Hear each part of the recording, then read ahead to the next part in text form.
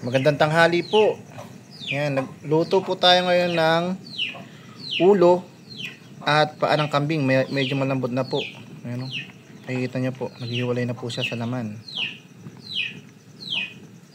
Ito po ay ating ipapaulam sa nagsabog po sa atin sa bukid. Tayo po ay nagpasabugok ngayon. Ito po ang kanilang tanghalian. Siyempre po hapunan at tanghalian na rin po natin dito sa bahay ito. Isa pong malaking ulo ng paan at kambing po ito, no? Nakikita nyo po yung karne, malambot na, no? Kahit yung sili halos na lusak na. Pero nilagyan ko po ito ng sungsong na gabi para po medyo lumapot po yung kanyang sabaw.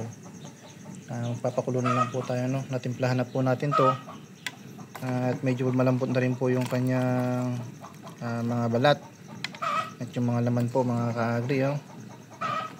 Tingnan nyo naman po, sarap, sabaw pa lang, ulam na oh.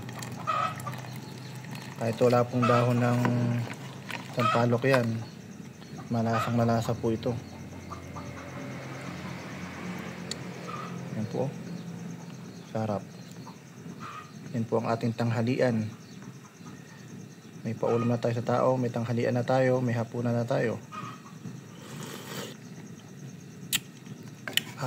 Sarap. Ayan po ang ating sinampalukang ulo at paa ng kambing na meron pong gabi na sungsong. Ayan po ang magpapabango sa kanya at magpapalapot sa kanyang sabaw. Ito po ang ating niluto ngayong tanghali at ating ipapaulam sa mga tao. Wow, ulam. Yun lamang po mga kaagri. Yan po ang ating sinampalukang ulo ng kambing at paa na meron pong gabi na sungsong. Yun lamang po, magandang tanghali and God bless.